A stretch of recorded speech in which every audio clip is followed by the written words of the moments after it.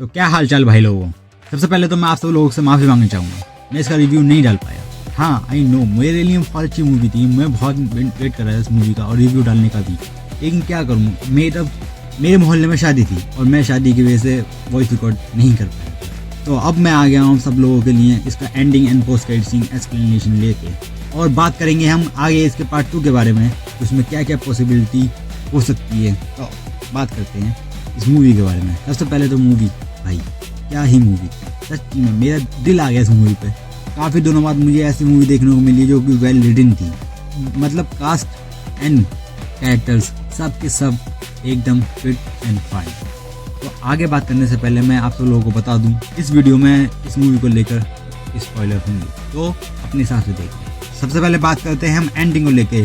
तो एंडिंग की बात आई है तो इस मूवी के विलन की बात क्यों नहीं होगी, और उसी की बात हर जगह हो रही है, रहमान द कैट के बारे में, जो कि अक्षय खन्ना ने प्ले किया था। तो रहमान की डेथ एसपी चौधरी असलम के हाथों से होती है, जो कि रियल लाइफ की तरह एक पुलिस इनकाउंटर था, लेकिन इससे ज़्यादा ज़रूरी था कि उसकी मौत का सिंबलिज्म, मरने के बाद जो ऑरा फार्मिंग वाला वो मंत्र जो बजाता बैकग्राउंड में, उसका मतलब होता है कि रहमान फिजिकली की तो मर चुका है, लेकिन उसके जो कांड, उसकी यादें लोगों की नज़रों में इमोर्टल हो गई हैं। अब आते हैं हम संजय दत्त के कैरेक्टर एसपी असलम के बारे में। इनकी कहानी पार्ट 2 में आगे बढ़ेगी, लेकिन इनका अंजाम क्या है वो हमें रियल लाइफ में पता है। इनका असैसिनेशन 2014 में हुआ था। हम ये सोच सकते हैं कि ये भी शायद हमजा ने करवाया हो, क्योंकि हमजा कराची पर रूल करना चाहता है और एसपी असलम उसके रास्ते में सबसे बड़ा कांटा है। आगे चल के शायद हमजा इनको मरवाए। तो अब बात करते हैं रणवीर सिंह के कैरेक्टर के बारे में। हमें पूरी मूवी में इस कैरेक्टर का नाम हमजा अली मजारी के नाम से बताया गया, लेकिन एंड में आके हमें पता चलता है इसका रियल नाम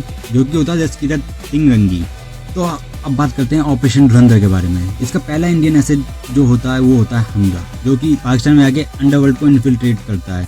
इसमें जो हम देखते हैं कि एंडिंग में 2 मिनट की क्लिप में दिखाते हैं कि इन्होंने जो बंदों को एक्वायर किया था वो लोग या तो डेथ सेंटेंस में थे या फिर उम्र कैद की सजा में थे, यानी कि हमजा ने भी कुछ बहुत भयानक कांड किए होंगे जिसकी वजह से वो डेथ सेंटेंस या उम्र कैद में होगा, और फिर बाद में आर महादेवन का कैरेक्टर उसको एक्वायर करता है इस ऑपरेशन धुरंधर के लिए।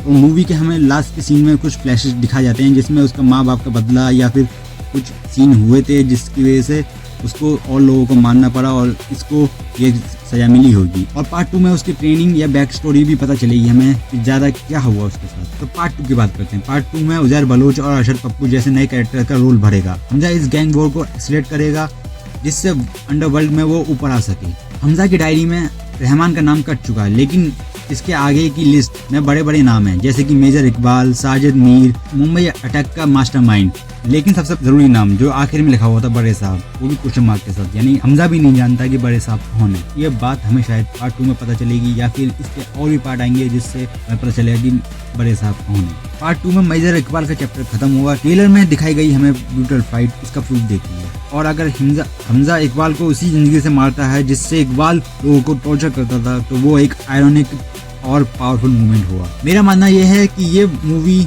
2 पार्ट में सीमित नहीं रहने वाली, ये एक पूरा सिनेमैटिक यूनिवर्स बना सकते हैं इससे, जिसमें दिखाएं कि आर माधवन का कैरेक्टर और भी एसेट को भेजे पाकिस्तान और जो बड़े साहब हैं उसको रिवील करके मारे, और इससे हमें एक अच्छी मूवी, एक अच्छा स्पाई यूनिवर्स मिलेगा। तो मिलते हैं अगली वीडियो में, जब तक के लिए don't be freak when you have not free.